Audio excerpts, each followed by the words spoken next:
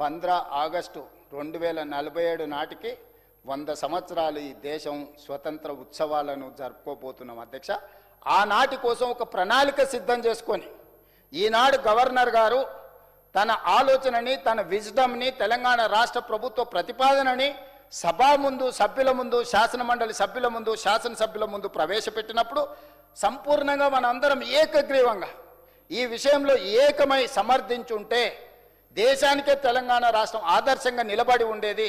ప్రతిపక్ష పార్టీ గౌరవం కూడా పెరిగి ఉండేది. కానీ ప్రతి దాంట్లో రాజకీయము, స్వార్థము, అధికారం కోల్పోయినామన్న దుఃఖమే తప్ప ఎక్కడైనా ఒక్క మంచి మాట, మొత్తం ప్రసంగం చూడండి అధ్యక్ష.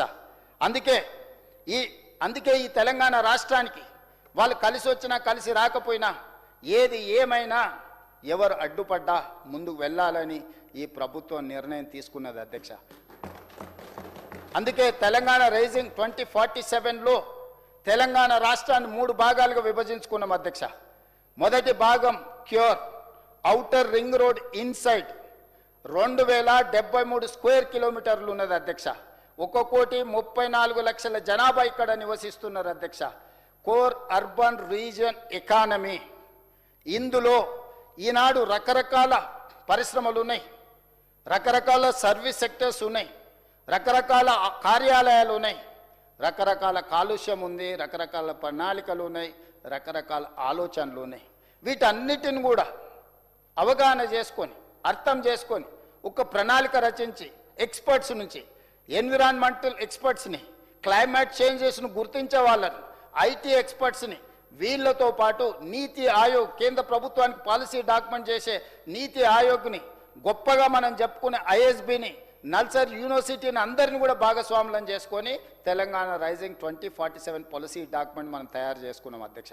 రాబోయే 20 సంవత్సరాలు ఏ విధంగా ప్రణాళికలు వేయాలి, ఏ విధంగా రాబోయే సంక్షోభాన్ని ఎదుర్కోవాలి, ఏ విధంగా ఈ తెలంగాణ ప్రాంతంలో ఉన్న యువతకు ఒక భరోసా కల్పించాలి, మహిళలను ఆర్థికంగా ఏ విధంగా నిలబెట్టాలి, రైతును రాజును ఏ విధంగా చెయ్యాలనే ప్రణాళికలే క్యూర్, ప్యూర్ అండ్ రేర్ అధ్యక్ష.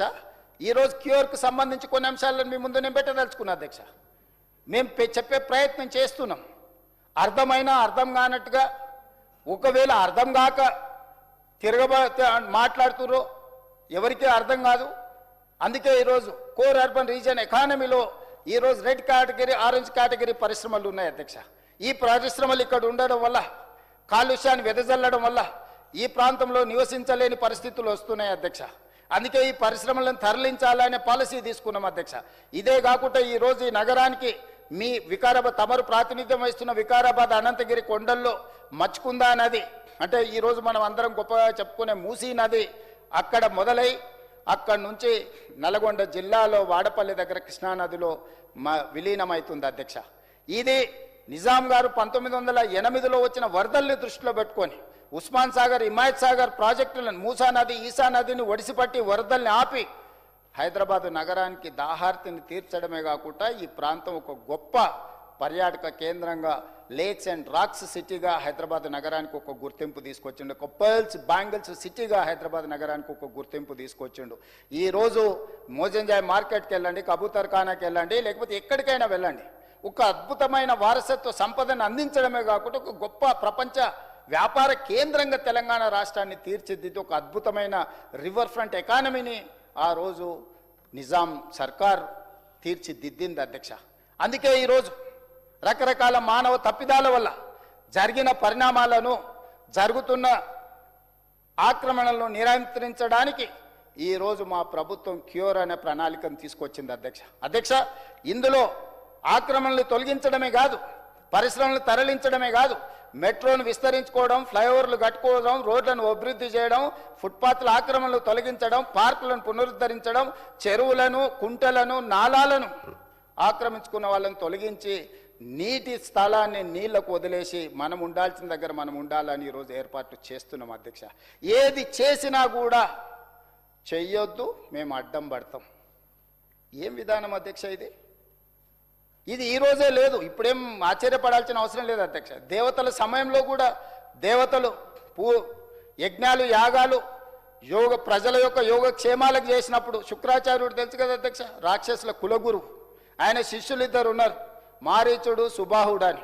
వాళ్ళు యాగాలు చేసినప్పుడు రక్త మాంసాలు, వీళ్ళేమో యజ్ఞాలు యాగాలు చేయడానికి నెయ్యి పోసి అన్ని మంచి పనులు చేస్తుంటే వాళ్ళు పైనుంచి రక్తాన్ని మాంసాలను పోసి యజ్ఞాన్ని యాగాలను భగ్నం చేయాలనే ప్రయత్నం చేసిండ్రు అధ్యక్ష.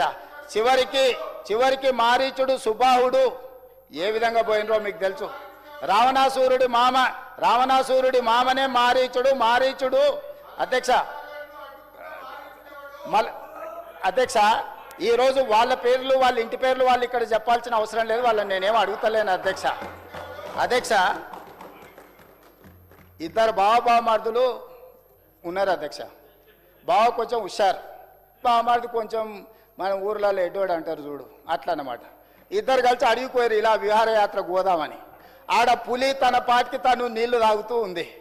బావ తెలివికల్లోడు కదా, రాయి తీసుకొని రాయి కొట్టినోడు సెట్ ఎక్కిండు పులి వస్తుందని.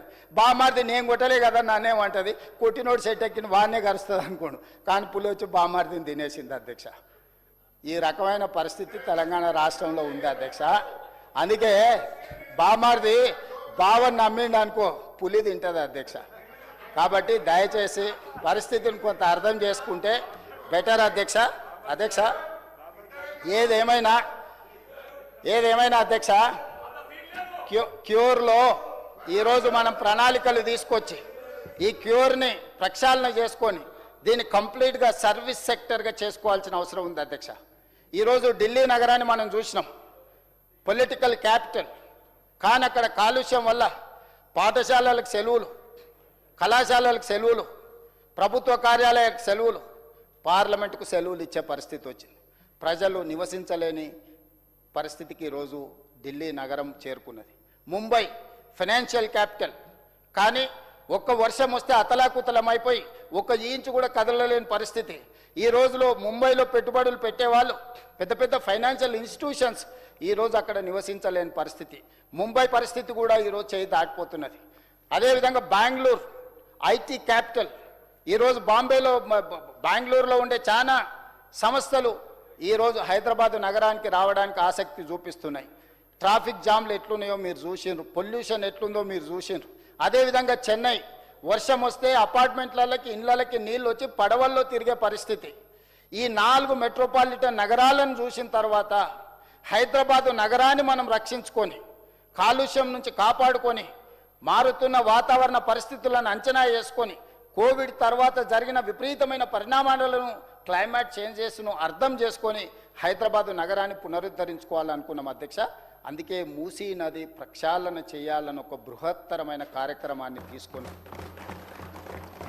ఈరోజు ఆక్రమించుకున్న చెరువులను ఆక్రమణలు తొలగించి, అది బతుకమ్మ కుంట కావచ్చు, బతుకమ్మ కుంటను ఆక్రమించుకున్న వాళ్ళు ఎవరో మీకు తెలుసు, విమానంలో పూల జల్లులు కురిపించుకున్నది ఎవరో మీకు తెలుసు అధ్యక్ష. నేను చెప్పాల్సిన అవసరం లేదు. బతుకమ్మ కుంట దగ్గరకు పోతే, లేకపోతే అక్కడ అంబర్పేట ఎమ్మెల్యే గారు ఉన్నారు, వారు ఇనాగరేషన్కి వచ్చిండ్రు, వారే చెప్తారు. నేను చెప్పాల్సిన అవసరం లేదు. మీరు ఎప్పుడైనా అవకాశం ఉన్నప్పుడు వారికి ఒకసారి మైక్ ఇవ్వండి.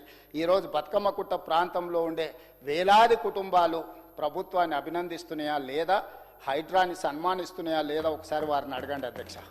రెండవది, నిన్నగాక మొన్న బుమ్రక్ దౌలా నిజాం ప్రభు అక్కడి నుంచి తాగునీటిని తీసుకెళ్లేవాడు.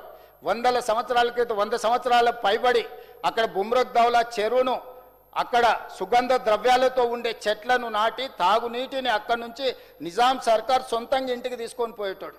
మొత్తం ఆక్రమించుకుంటే నిన్నగాక మన బుమ్రక్ దౌలాన్ ఆక్రమణలు అన్నిటిని తొలగించి ఆ చెరువును పునరుద్ధరిస్తే అసదుద్దీన్ ఓవైసీ గారు స్వయంగా వచ్చి అక్కడ ఉండే ప్రాంత ప్రజలు వేలాది మంది బ్రహ్మరథం పట్టిరు అధ్యక్ష. ఈరోజు పునరుద్ధరించుకున్నాం అధ్యక్ష బుమ్రక్ దౌలాను చెరువును.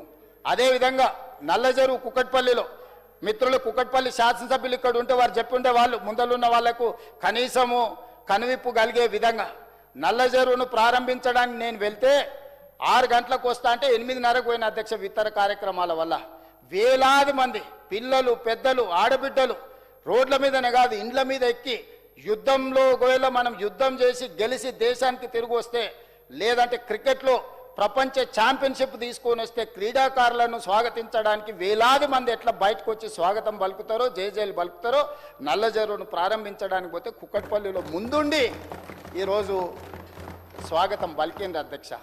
తుమ్మిడికుంట ఒక ప్రముఖ సినిమా స్టార్ ఆక్రమించుకొని కట్టిండని వారికి చెప్పి వాళ్ళకున్న అనుబంధంతో వాళ్ళు తొలగించలేదు. మా కోమటిరెడ్డి వెంకటరెడ్డి గారు ఫిర్యాదు చేస్తే తుమ్ముడి కుంటను అక్కడ ఆక్రమణలు తొలగించి ఇలా చక్కగా తీర్చిదిద్దుకుంటున్నాం. శిల్పారాం ఎదురుగా 30 ఎకరాల ఒక అద్భుతమైన చెరువును పునరుద్ధరించుకుంటున్నాం అధ్యక్ష.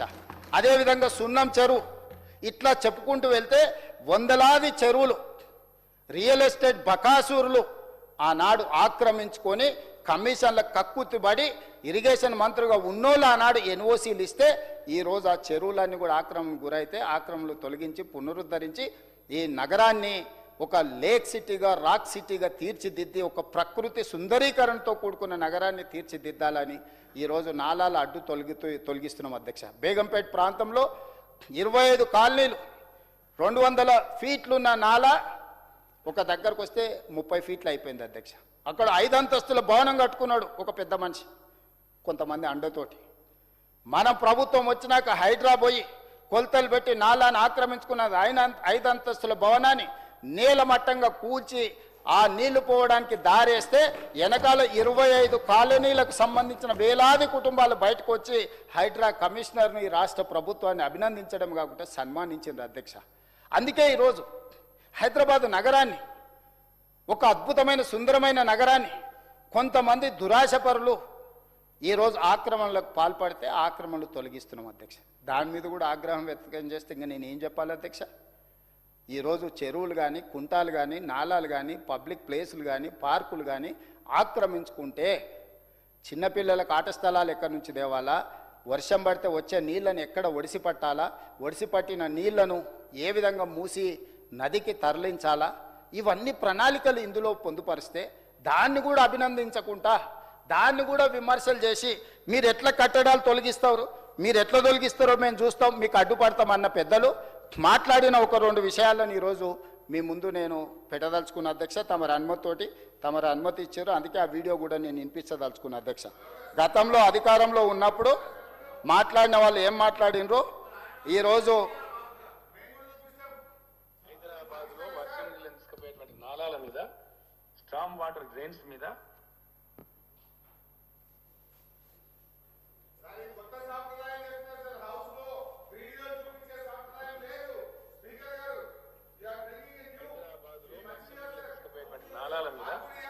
స్ట్రామ్ వాటర్ డ్రైన్స్ మీద 28,000 అక్రమ కట్టడాలని, అక్రమమైన బిల్డింగ్ కట్టడం మొదలు పెడితే వితౌట్ నోటీస్ అధ్యక్ష, చట్టం చెప్తా ఉంది, చట్టం no notice will be given, it will be demolished. అంత కఠినంగా ఉంది అధ్యక్ష చట్టం. ఎట్టి పరిస్థితుల్లో ఉపేక్షించే ప్రశ్న లేదు. వారు ఎవరన్నా కావచ్చు, ఎవరన్నా కాకపోవచ్చు, దాంతో నిమిత్తం లేదు. అక్రమ కట్టడం అంటే ఇమ్మీడియట్ డిమాలిషన్ అధ్యక్ష, దాన్ని స్పేర్ చేసే ప్రశ్నలు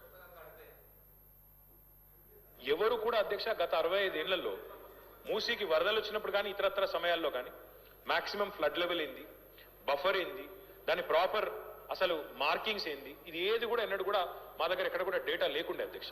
ఈ గవర్నమెంట్ వచ్చిన తర్వాత మనం సవ్యంగా మూసీకి పోయిన సంవత్సరం 2020 అక్టోబర్లో వరదలు వచ్చినప్పుడు వరదల ఉధృతిని కూడా స్టడీ చేసి టెక్నాలజీని కూడా వినియోగించి డ్రోన్స్ ని కూడా ఉపయోగించి బ్రహ్మాండంగా అటు ఎంఎఫ్ఎల్ బఫరు ఏది ఎక్కడ ఎంత ఉంది అనేది కూడా మార్క్ చేసి మొత్తంగా ఐడెంటిఫై చేశాం అధ్యక్ష. उसके साथ ही साथ हमने बलाया साहब ये भी किया कि कितने इंक्रोचमेंट है, बफर में कितने हैं, मूसी के बेड में कितने हैं, रिवर बेड में कितने हैं, इसका भी हमने एक अंदाजा लगाया.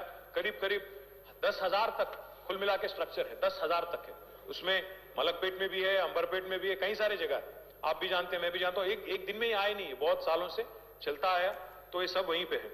ఎంక్రోచ్మెంట్ చూస్తే దగ్గర 10,000 తుర్క చెరువు ఉంది, దాని కింద ప్రగతి నగర్ చెరువు మొత్తం ఆ ఛానల్ మొత్తం కబ్జాలే, దాని మీద ఇల్లు కట్టాం. సో దానివల్ల ఏమైందంటే ఇక్కడ water there was no other way to go but to enter into residential layouts.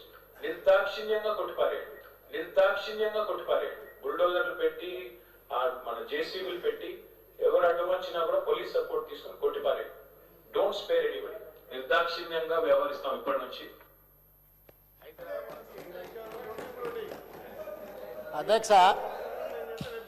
అధ్యక్ష విన్నారు కదా,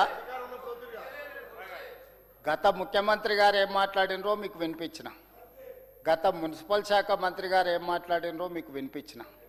ఆ రోజు ఇది సక్రమంగా కనిపించింది. ఈరోజు ఈ ప్రభుత్వము ఆ కార్యాచరణను కొనసాగిస్తుంటే ఇది తప్పుగా అక్రమ వసూళ్లుగా ఇది అక్రమ చర్యగా కనిపిస్తుంది. ఎక్కడ వీళ్ళకి నిజాయితీ ఉందని నేను అడుగుతున్నా అధ్యక్ష. కడుపు నిండా విషమే అధ్యక్ష. మూసీలున్న కాలుష్యానికంటే వీళ్ళ కడుపులో విషం అంతకంటే ఎక్కువ ఉంది అధ్యక్ష. ఏ ఏ ఏ ఏ విధంగా వీళ్ళు ఈరోజు ప్రజలకు సమాధానం చెప్తారు అధ్యక్ష? సమాజం మర్చిపోయింది అనుకుంటున్నారు అధ్యక్ష. వీళ్ళు మాట్లాడింది, వీళ్ళు చెప్పింది మర్చిపోయినరా అధ్యక్ష? వీళ్ళు మాట్లాడింది ఆనాటి ముఖ్యమంత్రి గారు ఏం మాట్లాడినారు? 28,000 అక్రమ కట్టడాలు ఉన్నాయి, మేము చట్టం తెచ్చినాం, నిర్దాక్ష్యంగా కూలగొడతాం, ఈ చట్టంలో ఎవరికి నోటీసు కూడా ఇచ్చేది లేదని ఆనాటి ముఖ్యమంత్రి గారు చెప్పారు. మున్సిపల్ శాఖ మంత్రి గారు మూసీ మీద డ్రోన్లతో తీసినాం, ఆకాశంలతో తీసినాం, భూమి మీద నుంచి తీసినాం, నీళ్ళ మీద నుంచి వీడియోలు తీసినాం, 10,000 పైగా అక్రమ కట్టడాలను మళ్ళీ తెలుగులో చెప్తే సరిపోదని మళ్ళీ హిందీలో కూడా చెప్పిండు అధ్యక్ష, వాళ్ళకు కూడా అర్థమయ్యేటట్టు. నాకేం అభ్యంతరం లేదు. వాటన్నిటిని కూడా బుల్డోజర్ జేసీబీలు పెట్టి కొట్టేసేయండి, మొత్తం తొక్కేసేయండి అని ఆనాడు చెప్పిండు అధ్యక్ష. అప్పుడే చరిత్ర మర్చిపోయింది అధ్యక్ష మీరు మాట్లాడింది. ఈనాడు కనీసము మేము ఈ ఆక్రమణలో ఉన్న వాళ్ళను గుర్తించి మేము ఇతర ప్రాంతాలకు తరలిస్తాము, మీకు ఇండ్లు ఇస్తాము, మీకు నష్టపరిహారం ఇస్తాము, ఈ ప్రాజెక్టు మంచిగా కట్టుకుందాము, బాగుపడదాము, మంచిగా బతుకుదాము, మీ పిల్లలకు మంచి పాఠశాలలు ఇస్తాము, మీకు వైద్యం అందిస్తాము, ఆడపిల్లలకు ఉపాధి కల్పిస్తాము, స్వయం సహాయక సంఘాలలో బ్యాంకుల నుంచి రుణాలు ఇప్పిస్తాము, ఆత్మ గౌరవంతో బ్రతకండి అని చెప్పి మూసీ నది ప్రక్షాళన కార్యక్రమాన్ని మేము చేపడితే ఏది ఏమైనా మేము అడ్డుకుంటాం, మేము అడ్డం బండుకుంటామని ఒక ఆయన అంటాడు. ఇంకొక మిత్రుడు గొప్పగా చెప్తాడు, సబర్మతి రివర్ ఫ్రంట్ ప్రపంచానికే ఆదర్శం, యమునా నది రివర్ ఫ్రంట్ ఇప్పుడు అద్భుతం, గంగా నది రివర్ ఫ్రంట్ అసలు చూడ తరం కాదని చెప్తారు. మరి సబర్మతి రివర్ ఫ్రంట్ మొత్తం ఎమ్మెల్యేలను పంపించిన అధ్యక్ష చూసిరండి అని, 150 మంది కార్పొరేటర్లను పంపించిన అధ్యక్ష. ఇష్టం లేని వాళ్ళు పోలేదు కానీ చాలా మంది పోయినరు. ఈరోజు ఆ సబర్మతి రివర్ ఫ్రంట్ అహ్మదాబాదులో నరేంద్ర మోడీ గారు అమిత్ షా గారు నిర్మించిన సబర్మతి రివర్ ఫ్రంట్ నుంచి ఎన్ని వేల కుటుంబాలను తరలించిండ్రో, ఎంతమందికి నష్టపరిహారం ఇచ్చిండ్రో నిజ నిర్ధారణ కమిటీ ఏమంటే ఇప్పుడే ఈ సభ నుంచి వేసి పంపిద్దాం అధ్యక్ష. ఈరోజు చేస్తున్న దాంట్లను ఏది ఏది చేస్తున్న దాన్ని మనం చేస్తే ఏం చేసినాము, ఇతరులు మన ప్రాంతానికి అహ్మదాబాదు సబర్మతి రివర్ ఫ్రంట్ చేసుకోవచ్చు, ఢిల్లీ యమునా నది రివర్ ఫ్రంట్ చేసుకోవచ్చు, ఉత్తరప్రదేశ్ గంగా నది రివర్ ఫ్రంట్ డెవలప్ చేసుకోవచ్చు, వారణాసిని వాళ్ళు అభివృద్ధి చేసుకోవచ్చు. మరి మూసీ నదిని మనం ప్రక్షాళన చేసుకొని మనం పునరుద్ధరణ చేసుకుంటే ఎవరికి సమస్య వచ్చింది అధ్యక్ష? ఆ ప్రాంతంలో నిల్వ నీడలేయడానికి ఇతర జిల్లాలు, ఇతర రాష్ట్రాలు, ఇతర ప్రాంతాల నుంచి వలస వచ్చి బ్రతకడానికి ఉద్యోగ ఉపాధి అవకాశాల కోసం వచ్చిన వాళ్ళు, అక్కడ నివసిస్తున్న వాళ్లకు సరైన నష్టపరిహారం ఇచ్చి ఈరోజు మూసీ నది ప్రక్షాళన చేసుకొని ప్రాజెక్టులు నిర్మించుకొని ఒక మంచి ఆర్థిక వ్యవస్థను అభివృద్ధి చేసుకుందాం, చారిత్రాత్మకమైన కట్టడాలు ఉన్నాయి, ప్రపంచ పర్యాటక కేంద్రంగా మార్చుకుందామని ఎంత చెప్పినా వినరేంద్ర అధ్యక్ష. ఏమీ చేయొద్దు కానీ మీరు అక్కడి నుంచి ఎవరిని కదిలియొద్దు, ఎవరిని ముట్టుకోవద్దు, దేన్ని మీరు తొలగించొద్దు, కానీ మీరు అభివృద్ధి చేయండి అంటారు. మళ్ళీ చెప్తాడు మూసీ ఉప్పల్ బగాయతులు మేము అభివృద్ధి చేసినామన్నాడు. ఆ అభివృద్ధికి ఎవరిని పెట్టిరు అధ్యక్ష? చైర్మన్ నీతో పాటు ఎన్నికైన ఆయన కాదా? మరి ఆడ మూసి కింద అభివృద్ధి చేస్తే వరద రాగానే మొత్తం కప్పుకపోయింది, కొట్టుకపోయింది అధ్యక్ష. వాస్తవంగా అది రికవరీ చేయించాలి. రెవెన్యూ రికవరీ యాక్ట్ కింద మూసీ నదిలో మూసి ప్రక్షాళన చేయడానికి ఎస్టీపీ పైప్ లైన్ వేసారు. దానివల్ల పైప్ లైన్లతో రోడ్డు నీళ్ళకు అడ్డమయ్యి ఆ నీళ్లు వెనక్కొట్టి కాలనీళ్ళు నిండిపోతున్నాయి అధ్యక్ష. నిన్న మన ఎక్స్పర్ట్స్ని పంపించి పరిశీలన చేపిస్తే అసలు ఎవడే నది మధ్యలో కాలువ దీంట్ల మధ్యలో చెరువు దీంట్ల మధ్యలో ఎవడైనా పైప్ లైన్ వేస్తాడా, అడ్డం కడతారా, అసలు మెదడు ఉందా మీకు అని చెప్పి మమ్మల్ని అడిగితే నోరెళ్ళ పెట్టాల్సిన పరిస్థితి వచ్చింది అధ్యక్ష. అందుకోసమని ఈనాడు మూసి ఉప్పల్ బగాయతులో మీరు చేసిన మూసి సుందరీకరణ ఏ విధంగా ఉందో ఎక్కడుందో చూసొద్దాం రండి. ఒక నిజ నిర్ధారణ కమిటీ అసెంబ్లీ నుంచి చేస్తా, మొత్తం మూసీని చూసి మూసీలో ఆక్రమణలు ఎవరు ఉన్నాయి, ఎవరు అనుచరులు క్రికెట్ స్టేడియంలు కట్టిండ్రు, ఎవరు అనుచరులు ఆక్రమణలకి ఇండ్లకి ఇచ్చి పైసలు వసూళ్లు చేసుకుంటారు, వీటన్నిటినీ మూసీ మీద చర్చించుకుందాం అధ్యక్ష. అందుకే ఈరోజు క్యూర్ ప్రాంతంలో దీన్ని క్యూర్ చేయాలని మేము నిర్ణయించుకున్నాం అధ్యక్ష. ఈ core urban region economy service సెక్టర్గా మార్చి కాలుష్యం వెదజల్లుతున్న రెడ్ కేటగిరీ, ఆరెంజ్ కేటగిరీ పరిశ్రమలను తరలించడం జరుగుతుంది. ఈ ప్రాంతంలో 2850 ఆర్టీసీ బస్సులు ఉన్నాయి అధ్యక్ష. దాదాపుగా 3000 బస్సుల్ని ఈ ప్రాంతం నుంచి డీజిల్తో నడుపుతున్న బస్సులను ఇతర ప్రాంతాలకు తరలించి డిసెంబర్ 9, 2026 నాటికి 3000 ఎలక్ట్రిక్ వాహనాలను ఆర్టీసీ బస్సులను నగరంలో తిప్పడం ద్వారా కాలుష్యాన్ని నియంత్రించాలని ఈరోజు మేము నిర్ణయం తీసుకున్నాం అధ్యక్ష. ఇదే కాదు అధ్యక్ష, 1,20,000 ఆటోలు గ్రేటర్ హైదరాబాద్ పరిధిలో ఈ కోర్ అర్బన్ రీజియన్లో ఉన్నాయని ఒక లెక్క తేలింది అధ్యక్ష. సబ్జెక్టు కరెక్షన్ డిపార్ట్మెంట్ ఇచ్చిన లెక్క. ఇందులో గ్యాస్ మీద నడిచే ఆటోలు కొన్ని ఉంటే మిగతా అన్ని డీజిల్తోని కిరోసిన్తో నడిచే పరిస్థితి ఉంది. ఒక్కొక్క ఆటో డ్రైవర్కు రోజుకు 500-600 నుంచి 1000 రూపాయలు ఖర్చు అవుతుంది. అందుకే రెట్రోఫిట్తోని ఈ అన్ని ఆటోలకు ఈవీ ఇంజన్ని ఫిట్ చేపించేసి డీజిల్ పెట్రోల్ మీద జరిగే లేకపోతే గ్యాస్ మీద నడిచే ఆటోలకు అన్నిటి కూడా రెట్రోఫిట్టింగ్తోని ఈరోజు కాలుష్యాన్ని నియంత్రించాలని ఇవాళ నిర్ణయం తీసుకున్నాం అధ్యక్ష. ఆదాయం కోల్పోయిన ఈవీ వెహికల్ కొనుక్కుంటే 0 ట్యాక్స్. ఈరోజు హైదరాబాద్ తెలంగాణ రాష్ట్రంలో ఎవరు ఈవీ వెహికల్ కొనుక్కున్నా అంతకుముందు వాళ్ళు పన్నులు వేస్తే కూడా పన్నులను తొలగించి 0 ట్యాక్స్ ఈరోజు తెలంగాణ రాష్ట్రంలో ప్రోత్సహిస్తుంది. కాలుష్యాన్ని నియంత్రించాలన్న ఆలోచనతోని ఒక విధానాన్ని తీసుకొచ్చి ఈరోజు ముందుకు వెళ్తున్నాం. మా పొన్నం ప్రభాకర్ గారు అన్నారు 100 కోట్ల రూపాయలు ఆదాయం పడిపోతుందని. మొన్న లెక్కలేసినాం 2025 ఏప్రిల్ 1 నుంచి 2026 మార్చి 31 వరకు లెక్కేస్తే 791 కోట్ల రూపాయలు రాష్ట్రానికి రావాల్సిన ఆదాయం రాలే.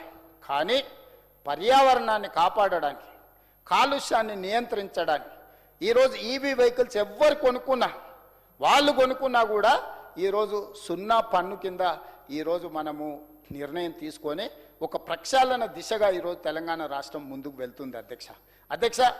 ఈరోజు మన నగరాన్ని మనం పరిరక్షించుకోకపోతే, మన చెరువులను, కుంటలను, మన నాలాలను ఆక్రమించుకున్న ఆక్రమణలు తొలగించకపోతే, ప్రజల ఉపయోగం కోసం వదిలిన లేఅవుట్లలో పార్కులను మనము ఆక్రమణలు తొలగించకపోతే రాబోయే భవిష్యత్ తరాలు మనల్ని క్షమిస్తాయా? ఒకసారి ఆలోచన చేయండి అధ్యక్ష. అందుకే ఈ క్యూర్ ప్రాంతాన్ని కంప్లీట్ సర్వీస్ సెక్టర్గా మార్చాలని ఈ 2073 స్క్వేర్ కిలోమీటర్లను 3 కార్పొరేషన్లుగా, 3 పోలీస్ కమిషనరేట్లుగా, Hyderabad police commissionerate, Hyderabad municipal commissionerate coterminous, Cyberabad police commissionerate, Cyberabad municipal commissionerate coterminous, Malkajgiri police commissionerate, Malkajgiri municipal commissionerate coterminous కింద తీసుకొచ్చి పరిపాలన సౌలభ్యం కోసం అన్ని రకాల మార్పులు చేర్పులు తీసుకొచ్చి ఈరోజు ప్రక్షాళన చేయడమే కాకుండా విద్యుత్ శాఖను, జిఎస్టీ శాఖను, అదేవిధంగా హైదరాబాద్ మెట్రో వాటర్ వర్క్స్ను సేమ్ ఒకే విధంగా అన్నిటిని కూడా కో టర్మినస్ చేసి అధికారులు ఒకరికొకరు కూర్చుంటే ట్రాఫిక్ను కూడా నియంత్రించడానికి ఈరోజు అధికారులను అందరిని కూడా పెంచి హైదరాబాదును పట్టి పీడిస్తున్న ట్రాఫిక్ సమస్యను పరిష్కరించడానికి, అదేవిధంగా ఈ ట్రాఫిక్ను నియంత్రించాలంటే మెట్రో విస్తరణ చేపట్టాలని మెట్రో విస్తరణ అడ్డుకున్న వాళ్ళు, 5 ఏళ్ళాపి వసూలు చేసుకున్న వాళ్ళు, ఆలస్యం వల్ల తెచ్చిన అప్పులు భారమై ఈరోజు దివాలా తీసే పరిస్థితిలో ఉన్నాము. మేము విస్తరణ చెయ్యము, మేము గత ప్రభుత్వాలు గతంలో ఉన్నవాళ్ళు మమ్మల్ని బ్లాక్మెయిల్ చేసి మా దగ్గర వసూళ్లు చేసుకున్నారని చెప్తే విస్తరణ చేయడానికి కేంద్ర ప్రభుత్వం దగ్గరికి వెళ్ళినప్పుడు ప్రధానమంత్రిని, సంబంధిత శాఖ మంత్రిని అడిగినప్పుడు వారు ఒక కండిషన్ పెట్టారు. ఇప్పుడున్న ఎల్ఎన్టీ సంస్థ విస్తరణకు ఒప్పుకొని మీతోనే ఒప్పందం చేసుకుంటే విస్తరణకు మేము అనుమతిస్తాం. ఒకవేళ విస్తరణకు వాళ్ళు ఒప్పుకోకపోతే ఆ ఎల్ఎన్టీని మీరు చేపట్టండి, మీరు యజమానులుగా మారి విస్తరణకు మాతో ఎంఓయూ చేసుకుంటే మీకు అనుమతిస్తామని కేంద్ర ప్రభుత్వం స్పష్టంగా చెప్పింది అధ్యక్ష. ఈరోజు మెట్రో టేక్ ఓవర్ దాంట్లో తెలంగాణ రాష్ట్ర ప్రభుత్వం ఒకటే కాదు, కేంద్ర ప్రభుత్వానికి సంబంధించిన అధికారులు, మంత్రులు అందరూ భాగస్వాములు. ఈరోజు 15,000 కోట్ల రూపాయలతోని 13,000 కోట్ల రూపాయలు బ్యాంకులో ఉన్న అప్పులు, 2,000 కోట్ల రూపాయల వల్ల నికర పెట్టుబడి, 25,000 కోట్ల రూపాయల విలువైన మెట్రో సంస్థను 15,000 కోట్ల రూపాయలకు 10,000 కోట్ల రూపాయల లాభంతో ఈరోజు మెట్రోని మన రాష్ట్ర ప్రభుత్వము స్వాధీనం చేసుకొని మెట్రో 2వ ఫేజు 76 కిలోమీటర్లు విస్తరించాలని ఈరోజు ప్రతి ప్రాంతానికి అంతర్జాతీయ ఎయిర్పోర్ట్ ఉంటే మెట్రో లైన్ లేదు. ఓల్డ్ సిటీ అని చాలామంది అంటారు, అది ఓల్డ్ సిటీ కాదు, ఒరిజినల్ సిటీ. ఆ ఒరిజినల్ సిటీని డెవలప్ చేయాలంటే ఎవరికి చేతులు రాలే. ఇవాళ గౌలిగూడలో ఆగిపోయిన మెట్రోను ఫలక్నామా నుంచి చంద్రాయన్గుట్ట నుంచి ఎయిర్పోర్ట్, ఈరోజు నాగోల్లో నుంచి మెట్రో నాగోల్ నుంచి ఎల్బీ నగర్ నుంచి ఓఎస్సీ హాస్పిటల్ నుంచి చంద్రాయన్గుట్ట నుంచి రాజేంద్ర నగర్ హైకోర్టు నుంచి శంషాబాద్ ఎయిర్పోర్ట్, ఈరోజు చందానగర్లో ఆగిపోయిన దాన్ని బిహెచ్ఎల్ నుంచి రామచంద్రాపురం వరకు మెట్రో ఎక్స్పాన్షన్, హైటెక్ సిటీ దగ్గర నుంచి ఫైనాన్షియల్ డిస్ట్రిక్ట్ నుంచి నియోపోలిస్ వరకు ఎక్స్టెన్షన్, ఇట్లా ప్రతి ఏరియాను క్షుణ్ణంగా పరిశీలించి ఎల్బీ నగర్ నుంచి హయత్ నగర్ వరకు మా రంగాన్ని ఎప్పటి నుంచి వెంబడిపడుతున్నాడు హయత్ నగర్ అవతలకి మెట్రో రావాలని. ఈరోజు అక్కడి కూడా విస్తరించడానికి ఈరోజు మెట్రో భవిష్యత్ ప్రణాళికలు తీసుకొని కేంద్ర ప్రభుత్వం దగ్గరికి వెళ్తే ఆ ఉన్న సంస్థనైనా ఒప్పించండి, సంస్థ ఒప్పుకోకపోతే మీరు స్వాధీనమైన చేసుకోండి, మేము అనుమతిస్తాము అని చెప్పి కేంద్ర ప్రభుత్వం మనకు సూచన చేస్తే ఈరోజు మెట్రోను స్వాధీనం చేసుకొని మెట్రో విస్తరణ పనులను ఈరోజు మనం ప్రారంభించుకుంటున్నాం అధ్యక్ష. ఇదైనా ప్రపంచం చూసినామన్నారు, మేధావులు అన్నారు, మేము చూడని దేశం లేదన్నారు, మేము చదవని చదువు లేదన్నారు. మరి ఇంత మేధావులకి చిన్న ప్రజలకు ఉపయోగపడే మెట్రో విస్తరణ కూడా వీళ్ళకు నచ్చలేదా? దీన్నైనా అభినందించాలన్న గవర్నర్ గారు ప్రసంగంలో పొందుపరిచిన దీంట్లో గవర్నర్ గారిని అభినందించాలన్న ఆలోచన వీళ్ళకు రాలేదా అని నేను అడుగుతున్నా అధ్యక్ష. ఈరోజు మెట్రో విస్తరించుకోవద్దా అధ్యక్ష? ఒకనాడు ఢిల్లీ తర్వాత హైదరాబాద్ నగరం వీళ్ళు తెచ్చింది కాదు అధ్యక్ష మెట్రో. మీకు తెలుసు జైపాల్ రెడ్డి గారు కీర్తిశేషులు మీ వికారాబాద్ను శాటిలైట్ సిటీ కింద శాటిలైట్ టౌన్ కింద ఇవ్వడమే కాకుండా మెట్రోకి వైబుల్ గ్యాప్ ఫండ్ ఇచ్చాను. ఆనాడు చంద్రబాబు నాయుడు గారు మొదలు పెడితే రాజశేఖర రెడ్డి గారు దీన్ని పూర్తి చేసి కాంట్రాక్ట్ ఇచ్చి పనులు మొదలు పెట్టించారు అధ్యక్ష. కానీ తెలంగాణ రాష్ట్రం వచ్చినాక 3 ఏళ్ళు వీళ్ళ స్వార్థం కోసం బలైపోయి ఆగిపోయిన మెట్రోను మళ్ళీ పూర్తి చేసుకోవాల్సిన పరిస్థితి వచ్చింది అధ్యక్ష. అట్లాంటి మెట్రో ఢిల్లీ మొదటి స్థానంలో ఉంటే హైదరాబాద్ నగరం 2వ స్థానంలో ఉండే, ఇవాళ 9వ స్థానానికి పడిపోయింది అధ్యక్ష. 10 ఏళ్ళు మెట్రోను విస్తరించాలి, ఎక్కడ పేద ప్రజలు ఉంటారో వాళ్లకు ఏర్పాటు చేయాలి ప్రయాణం కోసం అన్న ఆలోచన చేయలేకపోయినారు అధ్యక్ష. కానీ ఈనాడు ప్రభుత్వం చేస్తుంటే చూసి ఓర్వలేకపోతున్నారు అధ్యక్ష. ఇదెక్కడి న్యాయం అధ్యక్ష? ఇది రాచరికం వారసత్వంతో రాదు అధ్యక్ష. వారసత్వాలతో నాయకత్వాలు రావు అధ్యక్ష. ప్రతిభతోని ప్రజల ఆమోదంతోని నాయకత్వం వస్తుంది అధ్యక్ష. వారసత్వంతో ఏదైనా చోటామోటాది వస్తుండొచ్చు, ఉద్యోగం ఏం చేస్తాం, తండ్రి నీడని బతికినప్పుడు కొంత చెట్టు పేరు చెప్పి కాయలు అమ్ముకునే విధానం ఎక్కడన్నా ఉంటే కొంతమందికి వస్తుంది. ఇక అది అదృష్టం అనుకోండి, జాక్పాట్ అనుకోండి, దాని మీద నేను పెద్దగా మాట్లాడదలుచుకోలేదు. కానీ తన దగ్గర సత్తా ఉండాలి కదా అధ్యక్ష. ఇచ్చిన దాన్ని నిబద్ధతతో నిలబెడితే ఇంకోటి వస్తుంది. దాన్నే చక్కగా నిలబెట్టకుండా నేను ఔరంగజేబ్గా మారుతా, అన్నం చంపేస్తా, తండ్రిని జైల్లో పెడతా, నేను ఇది గుంజుకుంటా, నేను అందులో కూసుంటా అంటే అది దురాశ అవుతుంది తప్పితే ఏమన్నా నెరవేరే కోరికనా అధ్యక్ష? అట్లాంటి కోరికలు ఉండడం తప్పలేదు. కానీ విపరీతమైన పోకడలు, ఈ విధానము గౌరవం తెచ్చిపెట్టదు అధ్యక్ష. అసంతృప్తి ఉండొచ్చు, బాధ దుఃఖం ఉండొచ్చు ఇక్కడ కూర్చుందామని. ఎప్పుడైనా మీరు బెల్లు కొట్టి అందరం పోయినాకు వచ్చి జరిసేపు కూర్చోమని అధ్యక్ష ఎవరో అన్నారు. సభ నడవనప్పుడు వచ్చి జరిసేపు కూర్చో